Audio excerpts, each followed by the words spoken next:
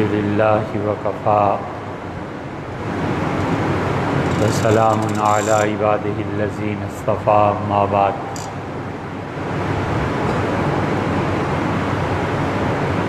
اللہ تعالیٰ نے احسان فرمایا اور 1440 ہجری کا پہلا جمعہ آج 3 محرم کو ہوا۔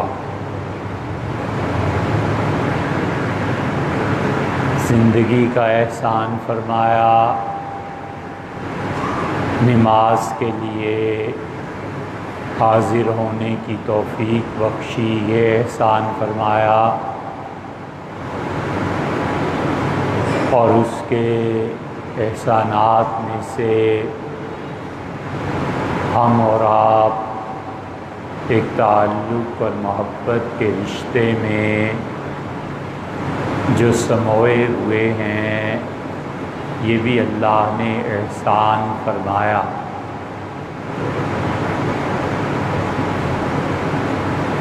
انسان کی زندگی میں اللہ تعالیٰ کے بے پناہ احسانات ہوتے ہیں، اور کرنے کے کاموں میں سے ایک کام یہ بھی ہے کہ آدمی اللہ کے احسانات کو گنتا رہے۔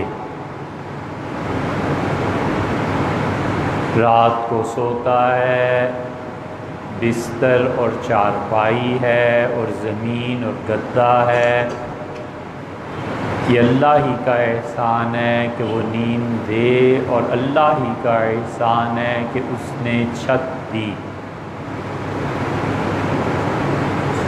حضرت رسالت مآب صلی اللہ علیہ وسلم سونے سے پہلے جو دعا مانگتے تھے، اس میں یہ آیا ہے کہ اللہ تیرے کتنے ہی بندے ایسے ہیں جنہیں بستر میسر نہیں ہے، صحت وہ بھی اللہ کا احسان، اور نیند صحیح طریقے پہ آ جائے وہ بھی اللہ کا احسان۔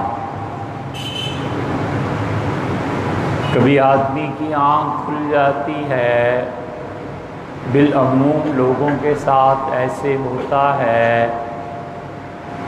اور دوبارہ آنکھ لگنے تک جو 2-4 منٹ ملتے ہیں، اس میں اللہ کو یاد کرے۔ حضرت رسالت مآب صلی اللہ علیہ وسلم نے فرمایا کہ جو آدمی نیند کے 2 وقفوں کے درمیان اللہ کو یاد کرتا ہے، اللہ اس کے گناہ معاف فرماتا ہے۔ علامہ عینی رحمۃ اللہ علیہ نے بخاری کی شرح میں خود اپنا واقعہ لکھا ہے کہ وہ کہتے ہیں کہ میری آنکھ کھلی اور میں دل ہی دل میں، مراد اس حدیث کی بھی یہ ہے اور یہاں اس واقعے میں بھی، کہ وہ اللہ کو یاد کرتے رہے۔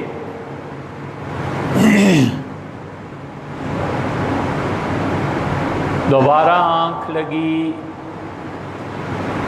تو کہتے ہیں کہ میں نے خواب میں دیکھا اور کسی نے کہا کہ وَہُدُوا إِلَى الْقَلَمِ الطَّيِّبِ وَهُدُوا إِلَى صِرَاطٍ مُسْتَقِيمٍ، انہیں ہدایت دی گئی کہ یہ پاکیزہ جملوں کے ساتھ اللہ کی تعریف کریں، اور ان لوگوں کو ہدایت دی گئی کہ اللہ کی راہ پر رہیں۔ اللہ کی یاد بہت بڑی دولت ہے، اور اللہ کو یاد کرنا اس خدا کو جو ہمارا تصور نہیں حقیقت ہے، یہ نعمت عظمیٰ ہے جس کو بھی اللہ توفیق بخشے۔ خدا کی یہ واحد عبادت ایسی ہے جس کے متعلق نہ یہ کہا گیا کہ تم پاک ہو، نہ یہ کہا گیا کہ جسمانی طور پہ اٹھنے یا بیٹھنے کی کس حالت میں ہو، نہ یہ کہا گیا کہ تم کسی خاص مقام اور خاص وقت میں ہو۔ 24 گھنٹے جس حال میں بھی اللہ کو یاد کرے، اللہ کے ساتھ تعلق استوار ہے۔ وجہ اس کی یہ ہے کہ انسان کمال کے ساتھ نہیں بنایا گیا۔ اللہ نے انسان کو کمال کے ساتھ پیدا ہی نہیں کیا۔ اس لیے جو لوگ یہ سمجھتے ہیں کہ زندگی میں کوئی ایسی شخصیت مل جائے جو 100% درست ہو، تو سوائے اس کے کہ اپنی عمر ضائع کرتے ہیں کچھ حاصل نہیں ہوتا۔ اللہ ہی نے کمال کے ساتھ پیدا نہیں کیا تو تم انسان میں کتنا کمال ڈھونڈو گے؟ حضرت رسالت مآب صلی اللہ علیہ وسلم گھوڑوں کی ریس میں حصہ لیتے تھے، اور جو گھوڑا سب سے آگے چلا جاتا تھا، جو مالک تھا، اسے انعام ملتا تھا۔ اور حضور اقدس صلی اللہ علیہ وسلم کی اونٹنی ایک مرتبہ اس میں پیچھے رہ گئی تو لوگوں کو افسوس ہوا کہ رسول اللہ صلی اللہ علیہ وسلم کی اونٹنی ہار گئی۔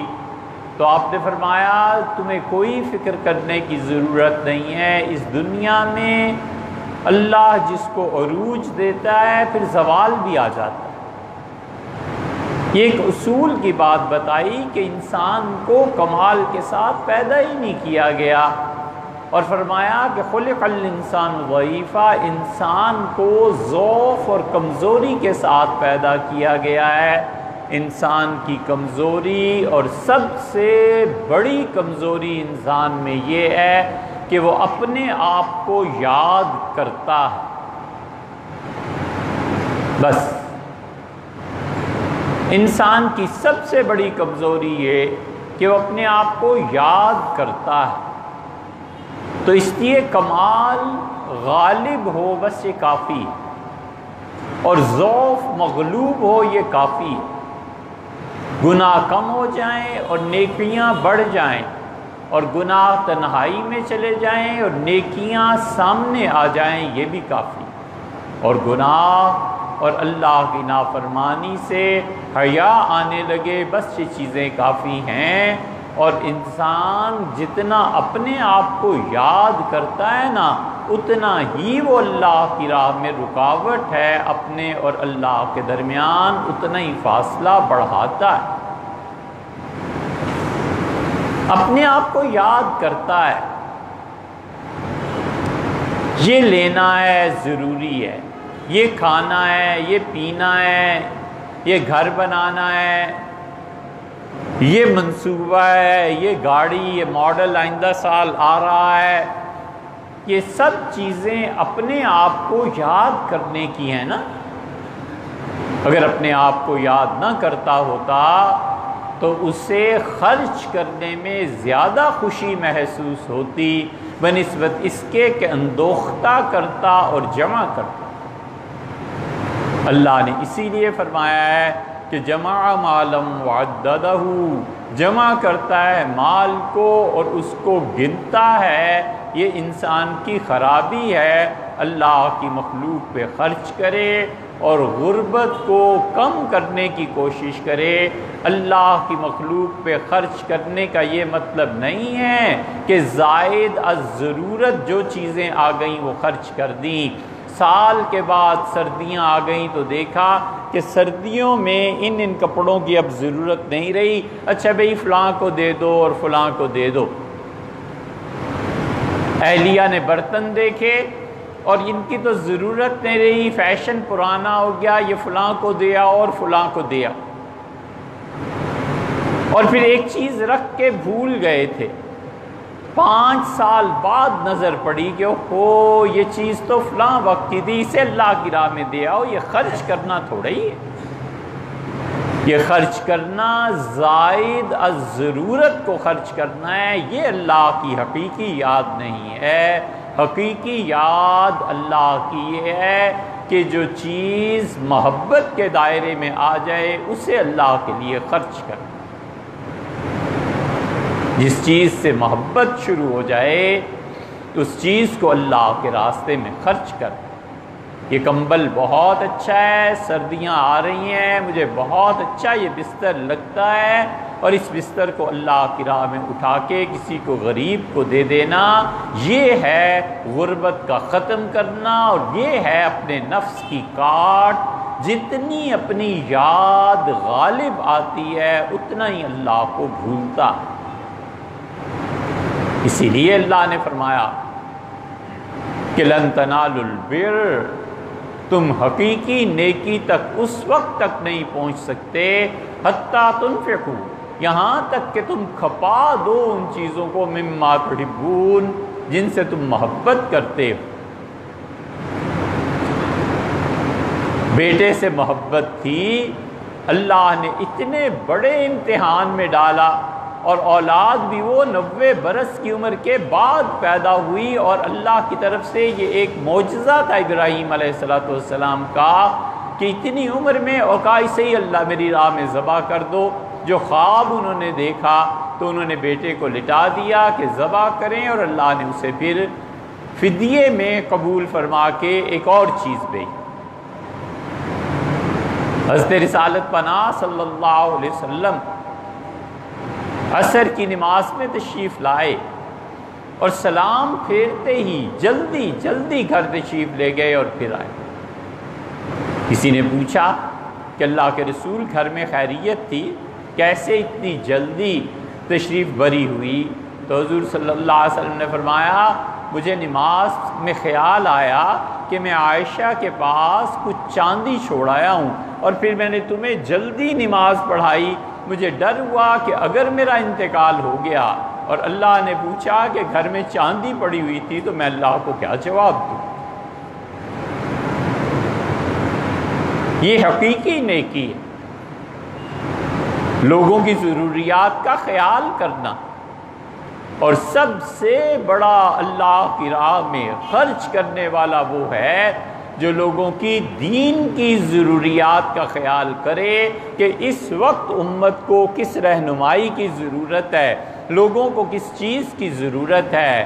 جمعہ میں، عید میں، کبھی بھی بات کرتے ہوئے جو ضرورت امت کو پیش آ رہی ہے اس پہ خدا کے دین کے ساتھ اپنے نفس سے ہٹ کے لوگوں کی رہنمائی کرے. بہت بڑی چیز. حضور اقدس صلی اللہ علیہ وسلم نے اسی لیے کہا تھا سیدنا علی رضی اللہ عنہ سے جب انہیں یمن بھیجا تھا 5 حصوں میں تقسیم فرمایا. ابو سفیان رضی اللہ عنہ کو ایک جگہ کا گورنر بنایا، معاذ ابن جبل کو، حضرت سیدنا علی رضی اللہ عنہ کو، ابو موسیٰ اشعری رضی اللہ عنہ کو، اور ایک اور تھے، اور کہا علی ایک آدمی کو اگر تمہاری وجہ سے صحیح راہ مل گئی، یقین مانو کہ حمر النعام، عربوں میں جو سرخ اونٹ ہوتے ہیں نا، اس سرخ اونٹوں سے بہتر ہے کہ تمہاری وجہ سے ایک آدمی کو صحیح راہ مل جائے. اس لیے جن چیزوں سے محبت ہے انہیں خدا کی راہ میں خرچ کرنا، اور اپنے آپ کو یاد کرنے سے بچنا. ہر بات پہ میں میرے پیسے، میری دولت، میری معیشت، میرا آرام، یہ جتنی میں ہے یہ بندے اور اللہ کے درمیان حجاب بن جاتی ہے. خالص تنہائی چاہیے.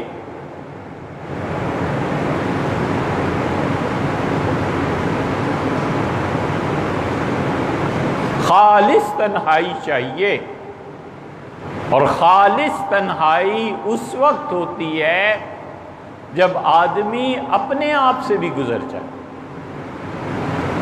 تنہائی یہ نہیں صرف ہوا کرتی کہ لوگوں سے ہٹ کے بچ کے ایک کمرے میں چلے گئے اور مجھے تنہائی اچھی لگتی ہے. مانے اس دن جب تم اپنے آپ سے بھی چلے جاؤ.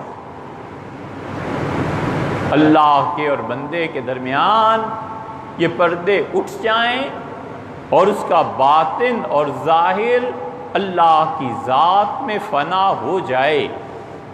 اور اللہ سے جب ہر تنہائی میں مانگنے نہ جائے، اسے یاد کرنے بھی جائے، بس دو کام رہ گئے ہیں، مانگنا ہے اور ایک رزق کی وسعت مانگنی ہے اور ایک گناہوں کی معافی مانگنی ہے۔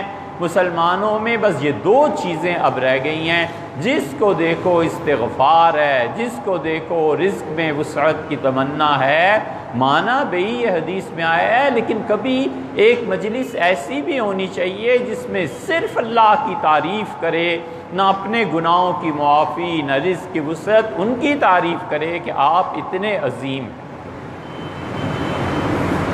ایک مجلس ایسی بھی ہونی چاہیے جب اپنی نیاز مندی کا اظہار کرے اور وہ نیکیاں جو انہوں نے توفیق بخشی تھی اس کا ذکر کرے کہ آپ کے یہ بڑے احسانات ہیں، یہ احسان آپ نے کیا، یہ بچے ہیں ان کی تربیت ہو گئی، آپ کے بڑے احسانات ہیں، آپ نے فلاں موقع پہ مجھے بچا لیا، آپ نے مجھ پہ احسان فرمایا، آج یہ سب کچھ ہے۔ ایک مجلس ایسی بھی ہونی چاہیے جس میں صرف ان کی تعریف کرے، نہ کچھ مانگے، نہ معافی، نہ رزق، نہ کچھ، صرف اللہ کی حمد اور اللہ کی تعریف کرے۔ ایک مجلس ایسی بھی ہونی چاہیے جب اللہ کے سب سے بڑے احسان حضرت رسالت پناہ صلی اللہ علیہ وسلم کی تعریف کرنی چاہیے کہ اللہ اگر وہ نہ ہوتے تو میں تو آپ کو ایک بھی مانتا کہ نہ مانتا، اور اللہ اگر وہ نہ ہوتے تو تیری راہ نہ ملتی، اور اللہ اگر وہ نہ ہوتے تو ہدایت کہاں سے آتی، اور اے رب اگر وہ نہ ہوتے تو وہ جو اتنی بڑی جماعت پیدا ہو گئی تھی اور وہ تربیت فرما کے گئے تھے، یہ سب لوگ کہاں ہوتے۔ اور ایک مجلس ایسی بھی ہونی چاہیے جس میں صحابہ کرام رضی اللہ عنہ کی تعریف اللہ کے سامنے کرے۔ یہ ہر دعا، ہر ہاتھ اٹھانا، ہر مجلس بس گناہوں کی معافی اور رزق کی طلب، یہ نہیں ہے۔ خالص اللہ کی تعریف کرے اور اللہ کی ایسی تعریف کرے جو اپنے دل سے ہو، اللہ کے علم پہ اس کی تعریف کہ تیرے جیسا علم کسی کا نہیں، کوئی مثال نہیں ہے تیرے علم کی، اور تیرا علم لامحدود، اور ہم جیسے اور علماء اور معرفت اور دانشور کروڑوں آئے اور اس دنیا سے چلے گئے، اور تیرے علم کے سمندر کا ایک قطرہ کم نہیں ہونے دیا، یہ کم نہیں کر کے گئے۔ یہ ہے خدا کی تعریف اور اس کی قدرت کی تعریف کرے کہ یہ پہاڑ اور یہ سمندر اور یہ بڑی بڑی شاہراہیں اور سمندروں کا سینہ چیر دینا اور پہاڑوں کے درمیان سرنگوں کا اور انہیں کھود دینا، یہ سب تیری دی ہوئی طاقت سے ہے، اور یہ پہاڑوں کا قیام اور زمین اور ستارے، اے رب تو ہی ان کا خالق ہے، تیرے علاوہ کسی نے نہیں کیا۔ ان ساری صفات میں عالم خلق اور عالم امر دونوں میں کوئی تیرا شریک و سہیم نہیں، اس میں اپنے آپ سے گزر جائے اور اپنی ذات، اپنی کوئی چیز سامنے نہ رہے۔ یہ خالص تنہائی ہے جو اللہ کے ہاں مطلوب ہے۔ یہ ذکر اگرچہ دماغ سے ہو اور یہ اللہ کی تعریف اگرچہ بغیر زبان ہلائے ہو، قیامت میں جب اس کا فائدہ اور قبر میں سامنے آئے گا نا، پھر یاد آئے گی کہ خدا کی توفیق سے یہ کتنی بڑی نیکی تھی۔ اسی لیے اللہ بار بار کہتا ہے میری تعریف کرو، میں تم سے خوش ہوں گا، تم سے راضی ہوں گا۔ اللہ کو احتیاج نہیں ہے کہ اس کی تعریف کی جائے، ہم محتاج ہیں۔ جو آدمی غربت دور کر کے کسی کی سمجھتا ہے میں نے احسان کیا، وہ بڑے دھوکے اور فریب میں مبتلا ہے۔ اللہ کہتا ہے لا تبطلوا صدقاتکم بالمن والاذی، لوگوں اپنی نیکیوں کو خرچ کرنے کو دو چیزیں برباد کر دیں گی، ان میں نہ پڑنا۔ ایک تو یہ کہ احسان نہ جتلانا کہ میں نے تم پہ یہ احسان کیا ہے، والاذی، اور دوسرے یہ کہ خرچ کیے پیچھے اس کے بعد اسے تکلیف نہ دینے لگ جانا۔ لاکھ روپیہ دے دیا اور ایسے سمجھا کہ اب تو یہ میرے غلام ہو گئے، رات کو 3 بجے گہری نیند سے بھی اٹھاؤں تو کوئی مجھ سے شکایت نہیں ہونی چاہیے اس سے کہ میں نے لاکھ روپیہ دیا۔ اصل حریت ہے، اصل آزادی ہے، جس اسلام کو اور شریعت کو کتاب و سنت نے سکھایا ہے نا، اس نے یہ کہا ہے، یہ بحر الرائق میں دیکھنا، النہر الفائق میں، شامی میں فقہا نے لکھا ہے کہ شوہر نکاح کا جب اقرار کرتا ہے تو اس کے ذمے حق مہر واجب ہے ایک، ہر مہینے کے لیے جتنے پیسوں کا اقرار کیا ہے وہ واجب ہے دو، اور تیسرے اس کے لیے واجب ہے کہ بیوی کو اتنی جگہ اور مکان لے کر دے جہاں وہ آزادی سے اپنی زندگی بسر کر سکے۔ اس کے لیے کچن الگ ہوگا، اس کے لیے واش روم الگ ہوگا، گھر میں اتنا ٹہلنے کی جگہ علیحدہ ہوگی، اور اس کے ساتھ ساتھ اس کے سونے کا کمرہ الگ ہوگا۔ فقہا نے کبیرہ گناہ قرار دیا ہے۔ یہ سوچ لو ہم کدھر جا رہے ہیں، یہ اسلام ہے؟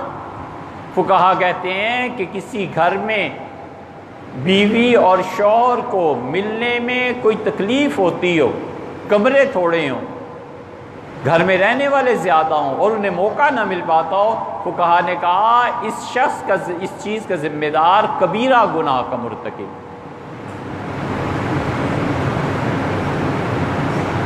اسلام تو یہ کہتا ہے کہ گھر میں اگر کسی کو یہ تکلیف پیش آ گئی تو جو اس حرکت کو کرنے والے ہیں وہ کبیرہ گناہ میں، اور اس کے بعد وہ کہتا ہے کہ بیوی کا خادم ہونا چاہیے، اس کی نوکرانی ہونی چاہیے، اور اس نوکرانی کی تنخواہ بھی شوہر کے ذمے ہے۔ یہ عورتوں کے حقوق، وہ نوکرانی تھوڑے ہی ہے کہ آ کے کام کرے، کھانا پکائے، کپڑے دھوئے۔ یہ ہماری ہندوستان کا رواج ہے، یہ یہاں کے عرف میں ہے۔ ہم کہتے ہیں کہ بس ٹھیک ہے، ادب اور احترام ہے، وگرنہ اگر اسلام کو دیکھیں تو اسلام تو کہتا ہے کہ جب تم نکاح کرتے ہو تو تمہارے ذمے بیوی کے لیے جو نوکرانی رکھنی ہے، گھر میں کھانا پکنے کے لیے جو رکھنا ہے نا، اس کی تنخواہ بھی تمہارے ذمے۔ یہ سب کی سب چیزیں ریڑھ کی ہڈی ہے معیشت، اور جس ملک میں ارباب اقتدار معیشت کو تباہ کریں اور معاشی طور پہ لوگوں کی تنخواہیں ان کے لیے بنیادی ضروریات زندگی کو ناکافی ہوں، تو یہ گناہ ان کو بھی ہوگا کہ خدا چھوڑ دے گا۔ اس لیے اللہ نے جو چیزیں فرض قرار دی ہیں، جو ضروری قرار دی ہیں، ان میں سے اپنی نفی اور اپنے غیر کی ضروریات کا اثبات، سارے اخلاقیات کی بنیاد بس ایک سینٹنس، ایک جملہ، یو آر مور امپورٹنٹ دین می، آپ مجھ سے زیادہ حق رکھتے ہیں۔ راستہ ہے، آپ کا حق زیادہ بنتا ہے، آپ گاڑی بڑھائیے، میں 10 سیکنڈ بعد آ جاؤں۔ کھانا ہے، آپ اتاریے، آپ لیجئے، آپ کا حق زیادہ بنتا ہے، میں پھر لے لوں۔ پیسہ ہے، بھائی کا حق زیادہ، بھائی آپ لے لیجئے پیسہ، ٹھیک ہے، وقت آئے گا میں آپ سے وصول کر لوں گا، لے لوں گا۔ جو آدمی اس درجے پہ آ جاتا ہے اور اللہ کے لیے کرتا ہے نا، اللہ کہتا ہے لا تبطلوا صدقاتکم بالمن والاذی، دو کام کر کے نا اپنی نیکیوں کو کبھی برباد نہ کرنا، ایک احسان نہ جتلانا اور ایک پیسہ خرچ جس پہ کیا ہے اس انسان کو تکلیف نہیں پہنچانا۔ خرچ کرتا ہے اللہ کی راہ میں محبت کے ساتھ، وَيُطْعِمُونَ الطَّعَامَ عَلَىٰ حُبِّهِ، کھانا پکواتا ہے، اور جو پیسہ خرچ ہوا ہے کھانا کھلانے میں، اس پیسے کی محبت کے باوجود مسکینم و یتیمم و اسیرا، 3 کو کھانا کھلاتا ہے، ایک مسکینوں کو کھانا کھلاتا ہے جو بھوکے ہیں، اور ایک یتیم بچے ہیں جن کو وہ کھانا کھلاتا ہے، اور تیسرے قیدیوں کو کھانا کھلاتا ہے۔ اللہ نے اس پہ تعریف کی، اور اللہ نے کہا جو لوگ ایسے کام کریں گے لَقَاهُمْ نَظْرَةً وَسُرُورًا، قیامت کے دن ہم ان کا استقبال کریں گے، ان سے ملیں گے نظرتم و سرورا، اللہ ان سے ملے گا بہت خوشی کے ساتھ، اور اللہ ایسی خوشی سے ملے گا ان سے، تم کھانا کھلاتے رہے ہو، میری مخلوق کا خیال کیا تھا، اللہ نے کہا سرورا، ہم اسے بھی خوش کر دیں گے کہ تم نے ہمارا خیال رکھا، ہماری مخلوق کا، آج تم بھی خوش ہو جاؤ، ہم تمہیں اتنا کچھ دے۔